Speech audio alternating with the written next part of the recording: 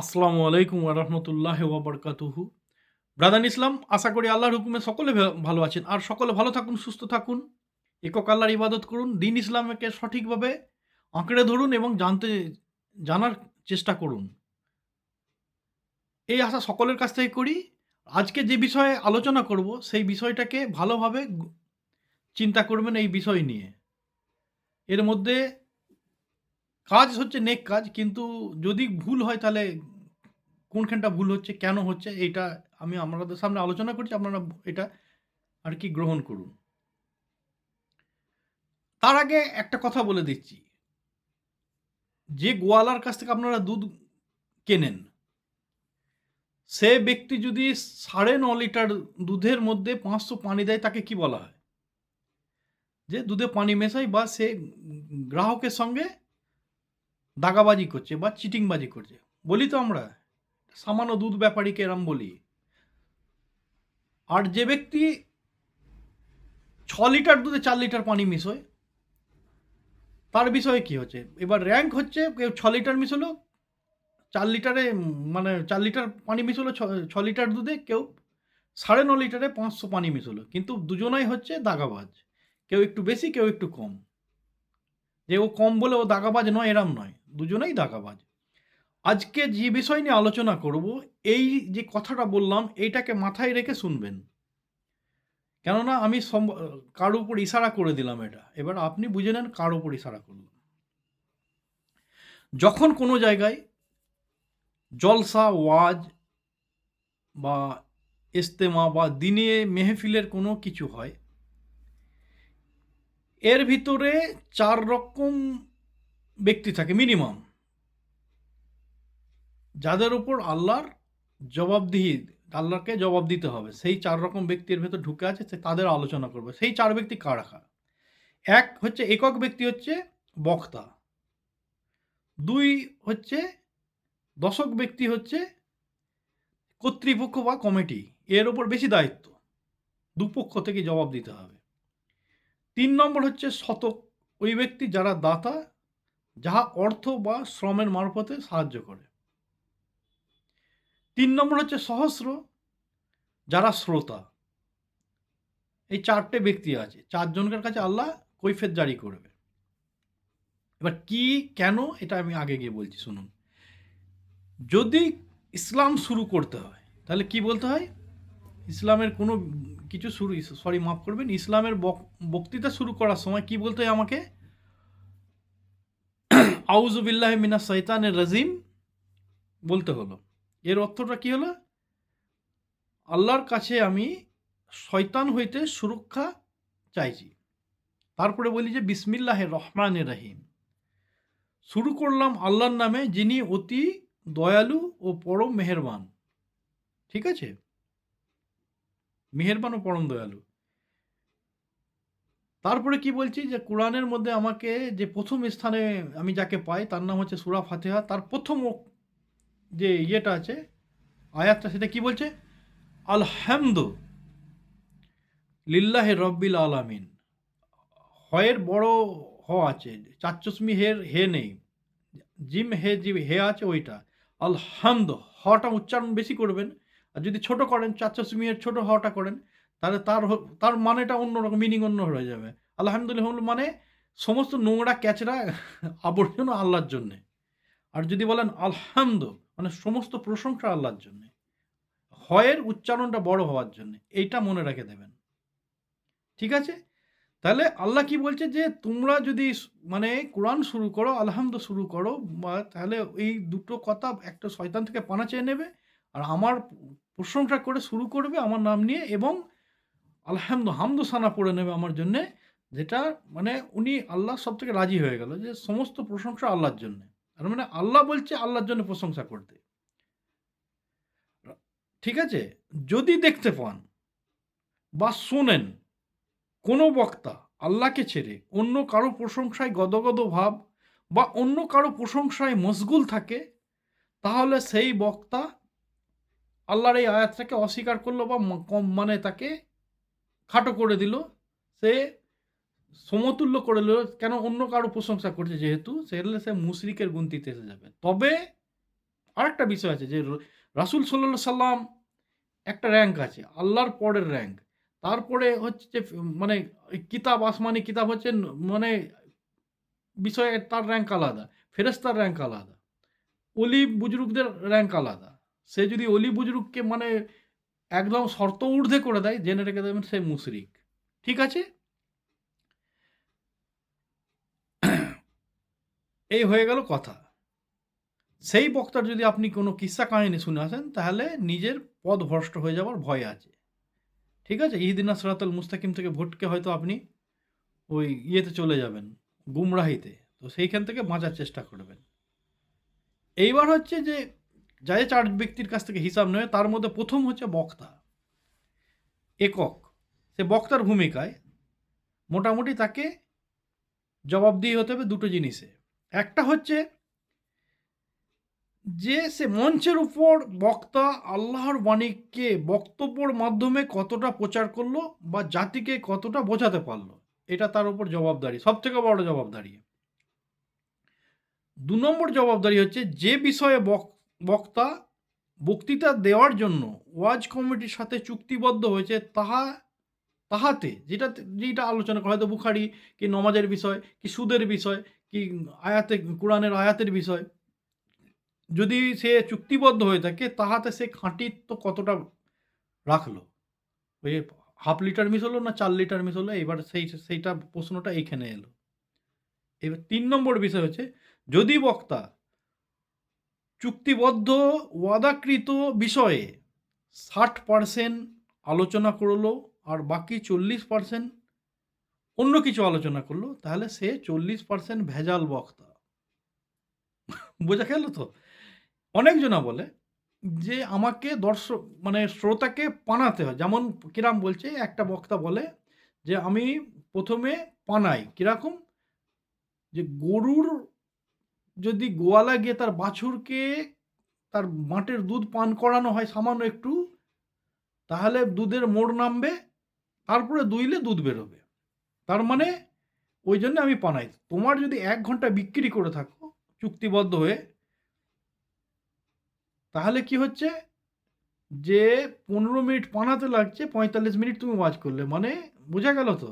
মানে ২৫% আপনি পানি দিলেন, ৭৫% দুধ রইল।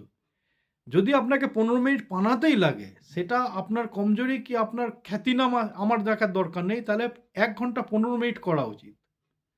কেউ বলে যে আমার গরুর বাঁট জ্বলবে। ঠিক আছে, বাঁট জ্বলবে তো? কতটা পানি মিশিয়েছ? মানে ১ লিটারে ১ গিলাস। তাহলে আমাকে যখন দুধ দেবে ১ লিটার ১ গিলাস দেবে। তাহলে তোমার পানিটার পয়সা পেলে না তুমি। তাহলে সঠিক। আর যদি না হয় না ১ লিটারই দেবো, অথচ ৫০০ পানি দিলে আমার সামনে। বোঝা গেল তো?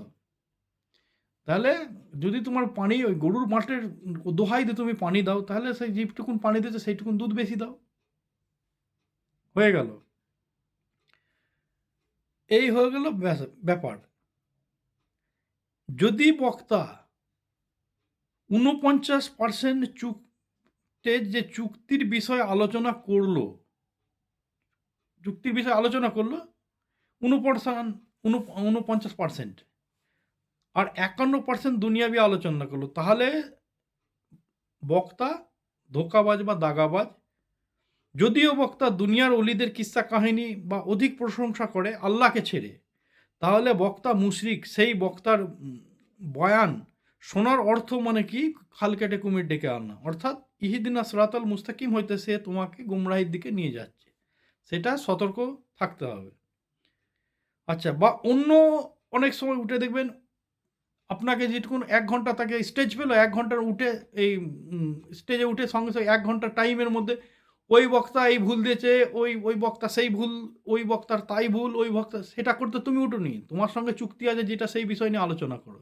কে ভুল করেছে না করেছে সেটা আল্লাহ বুঝবে, বা তোমার যদি বলার হয় সেটা পার্সোনাল আলোচনা করবে। তোমার ঘরে বসে আলোচনা করো, দুদু মিয়া কেন এখানে করছো? ঠিক আছে? একটা কথা মনে রাখতে হবে বক্তাকে, যে সে তার সময়কে শ্রোতাদের উদ্দেশ্যে বিক্রি করেছে কমিটি পক্ষর কাছে। এইটা মাথায় রেখে তাকে যা করার করতে হবে। আর যদি সে ধোঁকাবাজি করে আসে চালাকির সাথে, হয়তো হুজুর ব্যক্তি, তাকে কেউ কিছু বলবে না, কিন্তু আল্লাহ ছাড়বে না, জেনে রেখে দেবেন। এবার বললে যে হুজুরদের বিষয়ে এরম কেন বলছেন? এই হুজুরদের কারণেই ৭৩ ফারকা হয়েছে। সাধারণ মানুষ ফারকা বের করে না। এটা ধ্যান রেখে দেবেন। কেউ এখানে হাত বাঁধাচ্ছে, কেউ নিচে হাত বাঁধাচ্ছে, কেউ কনফিউজ করে দিচ্ছে। এটা সাধারণ ব্যক্তি নয়, এই হুজুররাই। আচ্ছা, এবার দশকের ভূমিকা কি? কর্তৃপক্ষ বা কমিটির ভূমিকা হচ্ছে তাকে কি, আল্লাহকে হিসেব কি দিতে হবে? ৭টা বিষয়ে। এবার সেটা নিয়ে আলোচনা করছি। ১ নম্বর বিষয়, কি হিসাবে বা কি উদ্দেশ্যে মেহফিলের আয়োজন করেছিলে? কি হিসাবে করেছিলে আর কি উদ্দেশ্যে করেছিলে? যে লোকে শাবাশি দেবে ভালোভাবে, কি ওইখান থেকে চাঁদা তুলে রোজগার করে আমরা হাত খরচ করব সেই উদ্দেশ্যে, না কি উদ্দেশ্যে, নেক উদ্দেশ্যে, আল্লাহর উদ্দেশ্যে, সেটা হিসেব চাইবে আল্লাহ। ২ নম্বর হচ্ছে সাধারণ মানুষের কাছে কি বলে বা কিসের আশা দিয়ে চাঁদা বা শ্রম বা সাহায্য গ্রহণ করেছ? আল্লাহর কথা শোনাবে বলে, কি কিস্সা কাহিনী শোনাবে বলে পীরের, কি ওই মৌলানা এসে এই হাই করবে তাই করবে সেই উদ্দেশ্যে, ওইটা আল্লাহর কাছে জবাব দিতে হবে। ৩ নম্বর ব্যক্তি হচ্ছে যে শ্রোতাকে যে ওয়াদা করেছ, ওয়াদাকৃত বিষয় তাহাকে পাইয়ে দিয়েছ কিনা, ও তারা যে ওয়াজ শুনতেছিল তাদের সঙ্গে কিরাম ব্যবহার করেছে, সদ্ব্যবহার করেছে না অভদ্রতা ব্যবহার করেছে, সেইটার হিসেব চাইবে আল্লাহ। না খাবার দাবারের সময় অনেক সময় লোক টলমেটাল হয়ে যায়, নিজের লোকেদের ভালো দেয় আর সাধারণ মানুষকে অপমানিত না করলেও মানে তার যতটা অধিকার থেকে কম দেয়। এই জন্য ধ্যান রাখবেন। ৪ নম্বর হচ্ছে তার যে চাঁদার অর্থ কিসের ওপর আর তাহা কতটা খরচ করলে। ৪০,০০০ টাকা চাঁদা তুলে মানে ৩০,০০০ টাকা খরচ করে ১০,০০০ টাকা গাপ করে দিলে সেটার হিসেব দিতে হবে। ৫ নম্বর বিষয়, যে বক্তাকে যে বিষয়ে চুক্তিবদ্ধ করেছো সেই বিষয়ে বক্তার কতটা জ্ঞান আছে। আমি যদি কোরআনের তফসির হিসেবে করেছি তাকে, তো সে ওই তফসির দিতে পারবে কিনা কোরআনের, সেই জ্ঞানটা কতটা আছে তাকে আমাকে বুকিং করার আগে জানা দরকার। ৬ নম্বর বিষয় হচ্ছে যে তফসিরে কোরআন বা হাদিস স্থানীয় ভাষী ব্যক্তির মানে ভাষাভিত্তিক বোঝাতে পারবে কিনা সে। স্থানীয় ভাষার ব্যক্তি যেরকম ভাষা বোঝে সেই ভাষায় সে বোঝাতে পারবে কিনা। মনে করুন বাংলায় ওয়াজ দিচ্ছে না, তামিলনাড়ুর হাফেজ ডেকে আনলেন, তাহলে সে যা বয়ান করবে বুঝতে পারবে না। কিংবা বাংলায় ওয়াজ দিচ্ছেন, এমন একটা উর্দু ভাষীকে নিয়ে এসছেন, সে কথায় কথায় এমন উর্দু ঝাড়বে, মানে সাধারণ মানুষ যদি সেখানে ৫০% থাকে তার ৮০% ভাষা বুঝতে পারবে না, তাহলে ওয়াজ দেওয়ার কোনো দরকার নেই। হাতিকে নেমন্তন্ন করে যদি গ্লাসের মধ্যে মানে শরবত দেন, তাহলে কিরাম করে হবে? যে যেরকম তার সঙ্গে সেরকমই বক্তা রাখতে হবে, যেরকম এলাকা ভিত্তিক, তাহলে বুঝতে সুবিধা হবে। ৭ নম্বর বিষয় হচ্ছে যে চুক্তির সময় বক্তার পারিশ্রমিক যাহা ধার্য করেছিলে তাহা কি কারণে কম দিলে বা বেশি দিলে। এইবার হচ্ছে বেশি দিয়েছে ভালোবেসে, কেউ যদি কেউ নিজের কাছ থেকে অর্থের দ্বারাই কোনো হাদিয়া বা কোনো রকম সাহায্য দেয়, তো এটা দুরস্ত আছে। আমার কাছ থেকে আমার বক্তাকে ভালো লেগেছে, আমি ৫০০ টাকা বেশি দিলাম, কি একটা শাল দিলাম, কি এক জোড়া জামা কাপড়ের ছিট দিলাম, সে বিষয়টা আলাদা। আর একটা কমিটির পক্ষ থেকে যদি দেয় কেউ, তাহলে কমিটির পক্ষের সদস্যের মিনিমাম ৫১% সদস্যর মতামত রাজি খুশি হিসেবে যদি কিছু বক্তাকে উপহার দেয় বা অর্থ দেয়, যে আমাদের পয়সা বেঁচে গেছে আর এই বক্তার খুব সুন্দর ওয়াজ হয়েছে, সেই কারণে আমরা তাকে পার্সোনাল হাদিয়া দিতে চাই, তাহলে মিনিমাম ৫১% লোকের রাজি খুশি হতে হবে। যে যাকে আমির করেছেন বা করেছেন, মানে কি বলে মোতোয়ালি করেছেন, সে নিজের মনমানি করবে সেটা নয়, তার বাপের পয়সা নয়। যদি ওই ৫১% লোক রাজি থাকে তাহলে দিতে পারেন। আচ্ছা, এ হয়ে গেল বক্তার ৭টা বিষয়। এবার হচ্ছে তার যে শতক যে অর্থ দিয়েছে তাকে দুটো জিনিস জিজ্ঞেস করবে। কোন রোজগারের পয়সা বা অর্থ এ পথে ব্যয় করলে? বন্ধন লোনের পয়সা, না ভাইয়ের হক মারা পয়সা, না স্বামীর রোজগারের ঘাম পাসিনা পয়সা? সেটা জিজ্ঞেস করো। যদি মানে নেক পয়সা হয় তাহলে ঠিক আছে। যদি হারাম দিয়ে থাকো তাহলে তার একটা জবাব দিতে হবে। আর কি উদ্দেশ্যে সোম বা সাহায্য দিলে? উদ্দেশ্যটা কি ছিল? যে আমি ওখানে দিলে আমাকে লোকে ভালো বলবে, বা আমি ওখানে দিলে আমার একটা নাম হবে, বা আমি ওই লোকে দিচ্ছে বলে আমি দিলাম। সেটা আল্লাহর কাছে জবাব দিতে হবে। এই দুটো জিনিস আপনার কাছ থেকে নেবে আল্লাহ, হিসাব। এবার সহস্র হচ্ছে যারা শ্রোতা। আগেরটা হচ্ছে দাতা। ভুল করেই বলে ফেলেছি, মাফ করবেন। ওটা হচ্ছে দাতা, এটা হচ্ছে শ্রোতা। ১ নম্বর তাকে জিজ্ঞাসা করবে যে, "কি উদ্দেশ্যে মেহফিলে গিয়েছিলে?"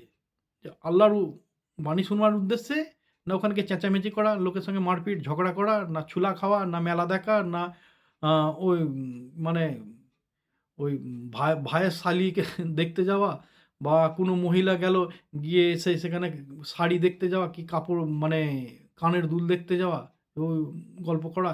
কি উদ্দেশ্যে গিয়েছিলে? সেটা হবে ১ নম্বর। আর যেটা করতে গিয়েছিলে সেটা কতটা গ্রহণ করে এসছো? এই বিষয় হলো, দুটো হলো। ৩ নম্বর হচ্ছে ওয়াজকে কতটা মর্যাদা বা সম্মান দিলে? ওয়াজের সময় যদি আমি বসে, বসে গল্প করি, তাহলে কি আমি ওয়াজটাকে অসম্মান করলাম? আর ওয়াজ হচ্ছে কি, আল্লাহর বাণী প্রচার হচ্ছে। সেখানে আমি অসম্মান করলে আমার কি হবে? জবাব দিতেই হবে। এবার কি হবে সেটা বুঝে নেন। বিশেষ করে আমার মায়ের জাতেরা ওখানে গিয়ে গল্পগুজব চালু করে দেয়। ৪ নম্বর হচ্ছে কোরআন, হাদিস শুনলে তাহা নিজের জিন্দেগিতে কতটা আমল বা ব্যবহার ধার্য করলেন। ওয়াজ হলো তো এখানে, বিশ্ব ইজতেমা হলো। তারপরে আবার কিছুদিনের ভেতর দেখা যাচ্ছে ৫ জন ৬ জন ওই জোহরে, ২ জন ৩ জন ফজরে। তাহলে কি ধার্য করে এলো বুঝে নেন। ৫ নম্বর হচ্ছে মেহফিলে অন্য শ্রোতাদের সঙ্গে কিরূপ ব্যবহার করে এলে?